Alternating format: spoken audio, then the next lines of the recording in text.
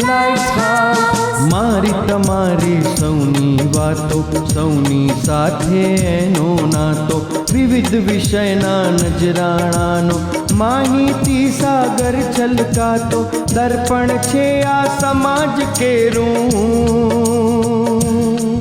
આ છે light house આપણ સૌનું light house light house light house light house light house light house light house light house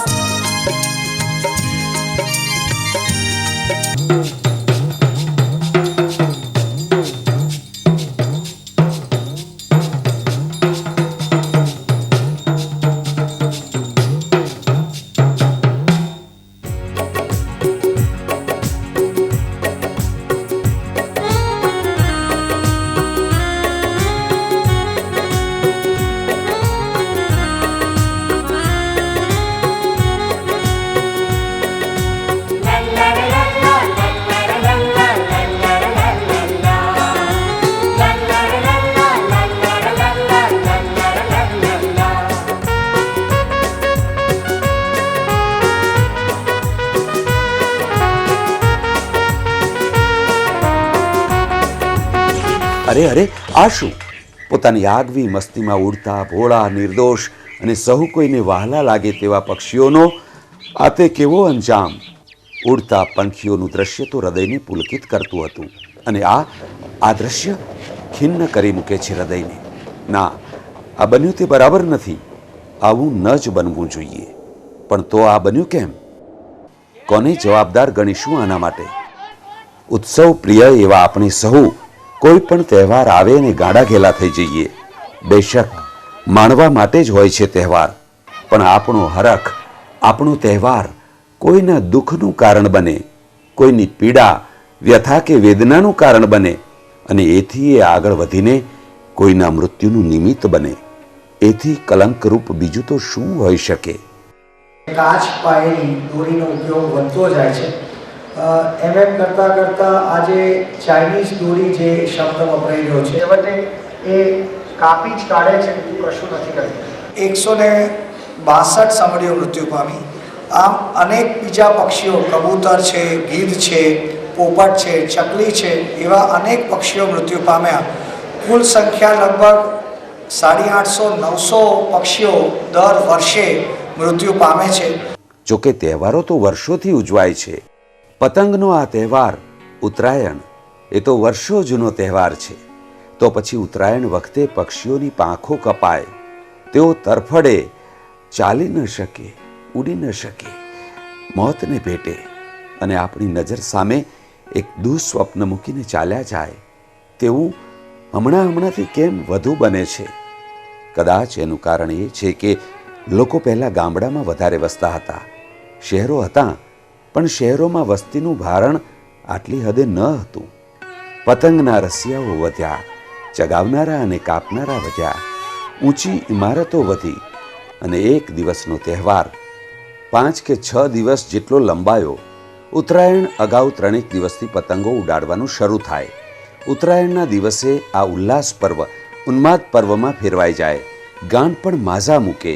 શોર બકોર એટલી હદે છવાઈ જાય કે એમાં ઘાયલ પક્ષીઓની વ્યથા કે તેમનો તરફડાટ એ જોવા કે સાંભળવાનો વિષય રહેતો જ નથી.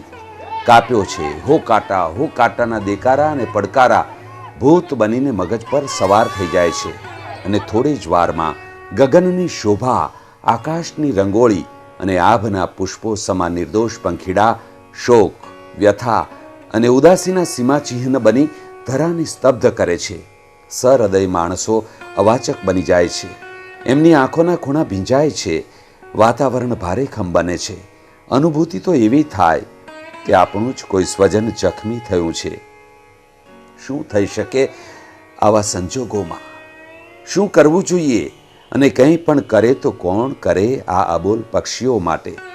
શું લાગે છે તમને? શું લાગે છે? આ પક્ષીઓનું લાગણીના સંબંધે માણસમાં કોઈ હશે ખરું? કે પછી બધા જ પેલા હોકાટાના ટોળામાં છે? શું કોઈને હૃદય નથી? શું કોઈને સમય નથી? ના, સાવ એવું તો નથી જ. હું છેલ્લા 5 વર્ષથી છું અભિયાનમાં. અહીં જે સેન્ટર ચાલુ થયું ત્યારથી એમની જોડે જ છું આ અભિયાનમાં. મારી ગાડીમાં એક ઓન લગાવ્યું છે, એક આ લાઇટ લગાવી છે અને બોર્ડ લગાવેલું છે અને ડેકીમાં દવા રાખું છું.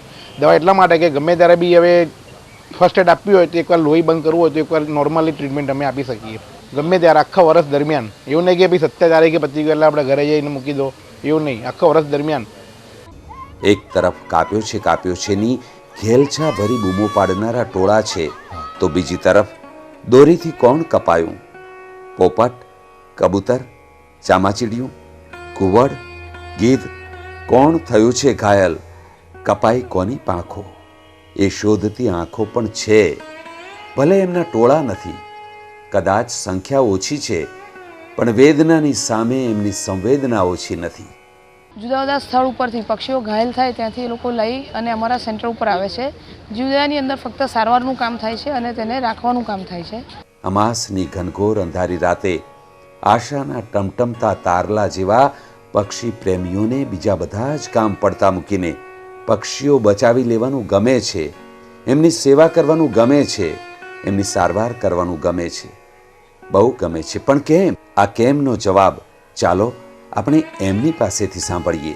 કે આપણે આપણી જ દોરીથી આપણી મજા માટે એને જે ઘાયલ કરી રહ્યા છીએ અથવા એનો જીવ લઈ રહ્યા છીએ, જેનો આપણને કોઈ જ હક નથી, એનાથી અમે આ જીવદયા સાથે સંકળાયેલા છીએ. પ્રકૃતિના રક્ષકો સમાન કેટલાક લોકોએ ઘવાયેલા પક્ષીઓની સારવાર કરવાનું જાણે કે બીડું ઝડપ્યું છે.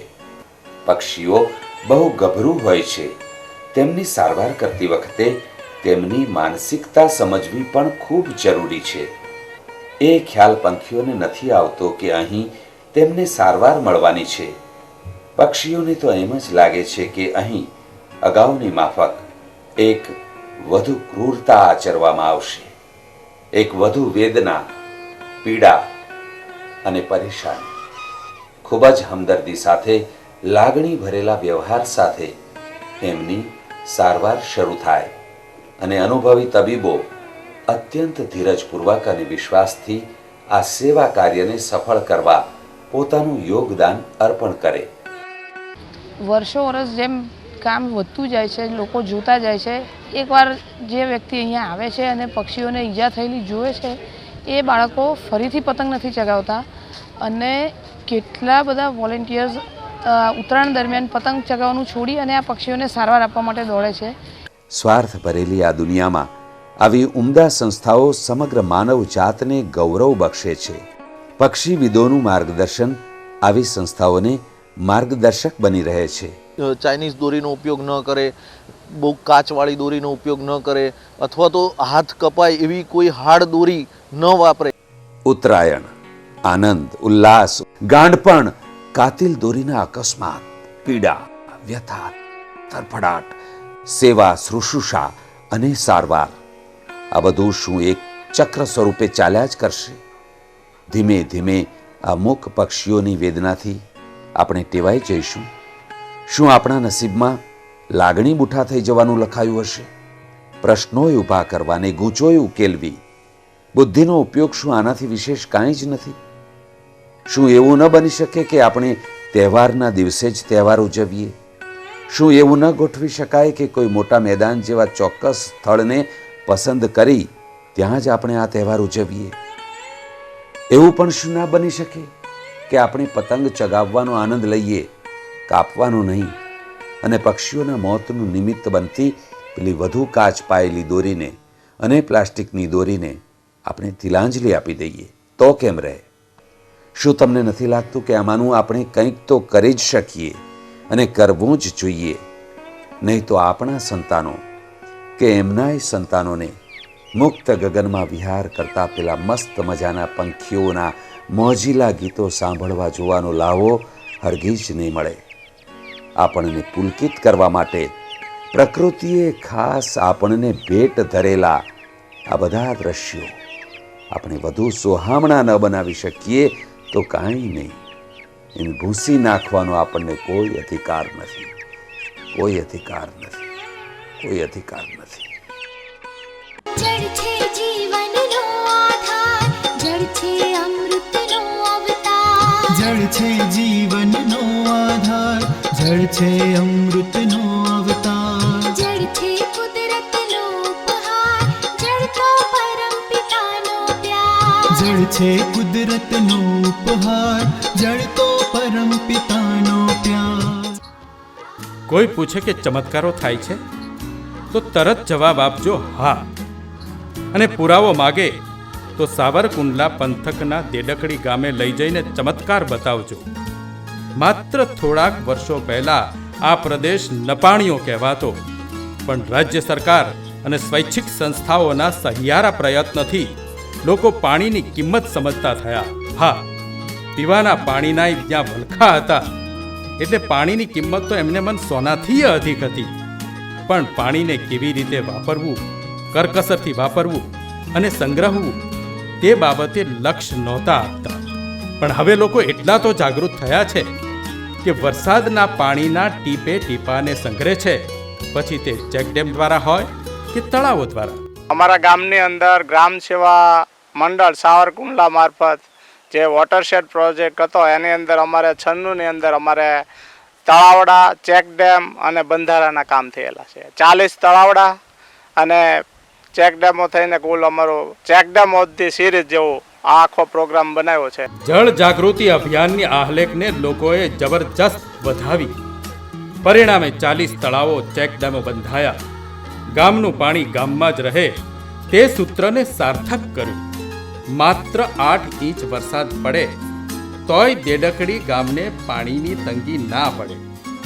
પહેલા કૂવાના તળ 50 ફૂટે હતા તે આજે માની શકાય નહીં એટલા, એટલે કે માત્ર 7 ફૂટે આવી ગયા છે. આ ચમત્કાર પાછળ કયું પરિબળ કામ કરી ગયું? લોકો તો એ જ હતા. પાણી પણ આબમાંથી આટલું જ વરસતું હતું, પણ એ પાણી વહીને એળે જતું હતું. પણ લોકોને પાણી બાબતે જાગૃત કર્યા. ખડસલી આશ્રમના કાર્યકર્તાઓએ, એમાંય મનુભાઈ મહેતા જેવા બેખધારી મોખરે હતા. લોકોના વિકાસ માટેની અને શૈક્ષણિક, ખેતીવાડી બાબતની લગભગ આમ જીવનને ઉપયોગી બધી જ શૈક્ષણિક તાલીમો પણ આપે છે, ખેતીવાડીમાં પણ તાલીમો આપે છે અને લોકોનો વિકાસ કરવાના પ્રયત્નો કરે છે આ સંસ્થા. પાણીના તળ ઊંચા આવતા પીવાના પાણીનો પ્રશ્ન તો હલ થયો, પણ સિંચાઈના લાભથી ખેડૂતો 2 પાક લેતા થયા. અમારા ગામના વિકાસમાં વોટરશેડ નહોતા. એ વખતમાં અમારે ઉનાળામાં અને શિયાળામાં પિત્ત નહોતા થતા અને ખાલી રવિ સિઝનમાં પાક થતા હતા. વોટરશેડ થયા પછી અમારે ઉનાળામાં અને આ જે શિયાળુ પાક છે એ લઈ શકીએ છીએ અને ગામને પીવાના પાણીનો પ્રશ્ન જે અમારો હતો એ સોલ્વ થઈ ગયો. ઘેર ઘેર વરસાદી પાણીના સંગ્રહ માટે ભૂગર્ભ ટાંકા થયા. પીવાના પાણીનો પ્રશ્ન હલ થયો. ઘેર બેઠા 12 માસ ચોખ્ખું જંતુ રહિત પીવાનું પાણી મળી રહે. ભૂગર્ભ ટાંકાનો આટલો બધો ફાયદો માત્ર એક જ વાર મહેનત અને જિંદગીભર પીવાનું પાણી મફત. ગામ નવા ગામ જાંબુડા, જિલ્લો સાવરકુંડલા. મુખ્ય ધંધો પાણીની વાવણી. દર્શક મિત્રો, લાગે છે ને નવાઈ, પણ આ હકીકત છે. થોડાક જ, માત્ર થોડા વર્ષ પહેલા અહીં પાણીની તંગી જ તંગી હતી. સાવ નપાણીઓ ગણાતો આ પ્રદેશ પણ અહીં જલધારા ટ્રસ્ટ અને લોકસેવા આશ્રમ ખડસલી જેવી સંસ્થાઓએ પ્રજાને જાગૃત કરી કે પાણીને વાવો, પાણીને જમીનમાં ઉતારો. લોકો જાગ્યા અને તેમને મદદે આવી સ્વૈચ્છિક સંસ્થા જલધારા ટ્રસ્ટ અને રાજ્ય સરકાર પાણીને ભૂગર્ભમાં ઉતારવા માટે ચેકડેમો બન્યા, તળાવો બન્યા.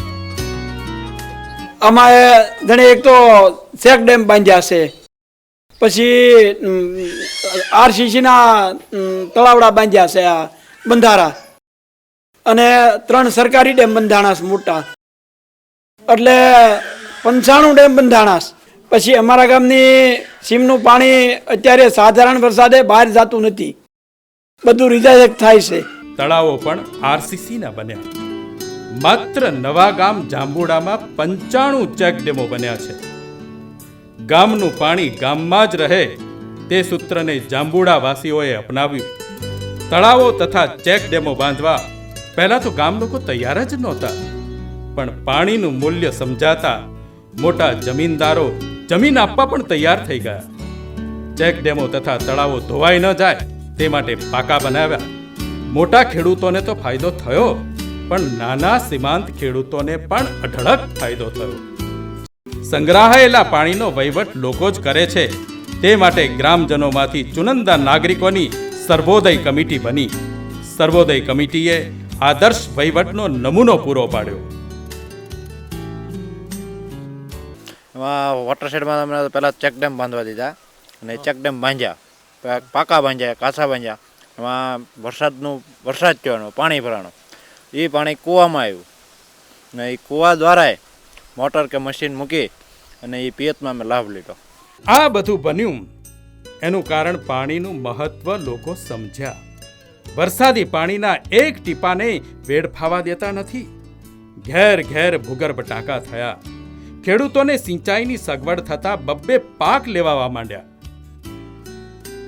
સ્વસહાય જૂથો રચાયા, તેથી બહેનો ઘર આંગણે નાના મોટા ધંધા કરતી થઈ અને પૂરક રોજી ઊભી થઈ.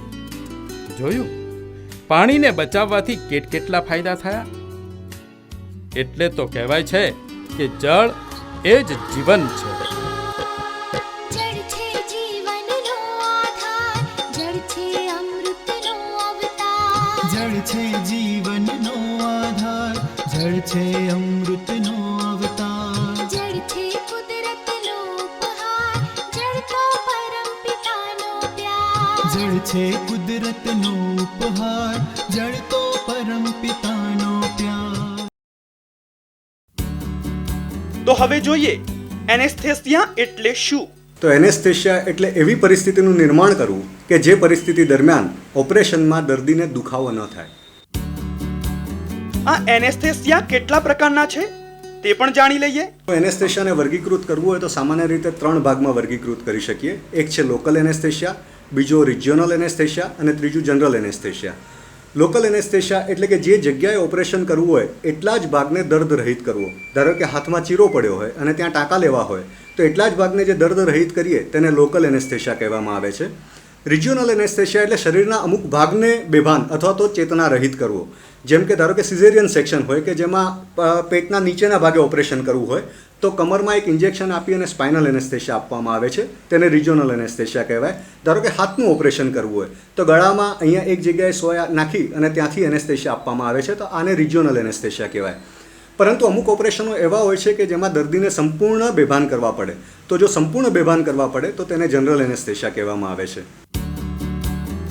મહત્વની વાત, દર્દીને કયો એનેસ્થેસિયા ક્યારે અપાય છે. ઓપરેશનના આગલા દિવસે એનેસ્થેટિસ્ટ ડૉક્ટર દર્દીની તપાસ કરે છે, જેને પ્રી ઓપરેટિવ એસેસમેન્ટ કહેવામાં આવે છે. એમાં દર્દીનું નામ, દર્દીની ઉંમર, દર્દીનો વ્યવસાય, આ બધી બાબતો માટે જાણકારી મેળવાય છે. આ ઉપરાંત દર્દીને કોઈ બીજી મેડિકલ ઇલનેસ છે કે નહીં, જેવી કે ડાયાબિટીસ, હાઇપરટેન્શન કે અસ્થમાની બીમારી, કોઈ કાર્ડિયાક રોગ, કોઈ લીવરને લગતા રોગ કે કોઈ કિડનીને લગતા રોગ, આ કોઈ રોગો છે કે નહીં એની જાણકારી મેળવવામાં આવે છે. હવે આ રોગો માટે દર્દી કોઈ દવા લેતું હોય તો કઈ દવા લે છે એની જાણકારી મેળવાય છે અને ઓપરેશન વખતે દર્દીની કન્ડિશન ઓપ્ટિમમ છે કે નહીં તેની જાણકારી મેળવવામાં આવે છે. આ ઉપરાંત દર્દીને કોઈ બ્લીડિંગ ડિસઓર્ડર છે કે નહીં, દર્દીને કોઈ વાતનું વ્યસન છે કે નહીં, અથવા તો દર્દીને કોઈ દવાનું રિએક્શન આવે છે કે નહીં, આની પણ જાણકારી મેળવવામાં આવે છે. આટલું થયા પછી દર્દીનું ફિઝિકલ એક્ઝામિનેશન કરવામાં આવે છે, જેમાં દર્દીનું ટેમ્પરેચર, પલ્સ, બ્લડ પ્રેશર, દર્દીની રેસ્પિરેટરી સિસ્ટમ, કાર્ડિયોવાસ્ક્યુલર સિસ્ટમ, આ બધી જ માહિતી નોટ કરવામાં આવે છે. તથા ઓપરેશનને લગતા લેબોરેટરી ઇન્વેસ્ટિગેશન થયા છે કે નહીં તે જોવામાં આવે છે અને જો થયા હોય તો તે નોર્મલ છે કે નહીં તે જોવામાં આવે છે. આ બધું થયા પછી એનેસ્થેટિસ્ટ ડૉક્ટર નક્કી કરે છે કે આ દર્દીને મારે કયો એનેસ્થેસિયા આપવો. એનેસ્થેસિયા આપતી વખતે કઈ બાબતોનું ધ્યાન રખાય છે તે પણ જોઈએ. આમાં એકવાર ઓપરેશન ચાલુ થાય પછી એ 5 મિનિટનું હોય કે 25 કલાકનું હોય, સર્જન એમના કામમાં વ્યસ્ત હોય છે, એટલે એ દરમિયાન દર્દીની સંપૂર્ણ જવાબદારી એનેસ્થેટિસ્ટ ડૉક્ટરની રહેલી હોય છે. તે દર્દીનું ટેમ્પરેચર જોવે, પલ્સ જોવે, બ્લડ પ્રેશર જોવે છે, દર્દીના લોહીમાં ઓક્સિજનનું પ્રમાણ કેટલું છે, દર્દીને યુરિન આઉટપુટ આવે છે કે નહીં, આ બધી જ બાબતોનું ધ્યાન રાખે છે. અને સૌથી અગત્યનું કે ઓપરેશન પતે પછી દર્દી બરોબર ભાનમાં આવે છે કે નહીં એ વધુ અગત્યનું છે. આ સરળ પદ્ધતિ હોવા છતાં દર્દી એનેસ્થેસિયાથી કેમ ગભરાય છે એ પ્રશ્નનો પણ નિકાલ લઈ લઈએ. જૂના જમાનામાં આપણી પાસે એવા સારા મશીનો નહોતા, મોનિટરિંગના સાધનો નહોતા, એટલી સારી દવાઓ નહોતી, એટલે આ બધાને કારણે અને તે ઉપરાંત બ્લડ બેંકની ફેસિલિટી પણ ઓછી હતી.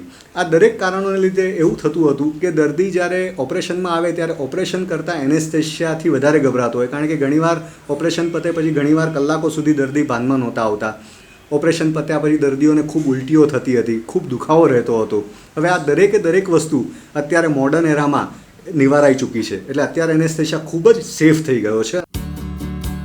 આપણને પ્રશ્ન થાય કે ઓપરેશન બાદ દર્દીને ભાનમાં આવતા કેટલો સમય લાગે? કે જેવું ઓપરેશન પતે એવો દર્દી તરત જ એનેસ્થેશિયામાંથી બહાર આવી જાય એટલી સરસ દવાઓ અત્યારે અવેલેબલ છે, એટલા સરસ મોનિટરિંગના સાધનો અવેલેબલ છે અને એટલી સરસ ડિલિવરી સિસ્ટમો અવેલેબલ છે.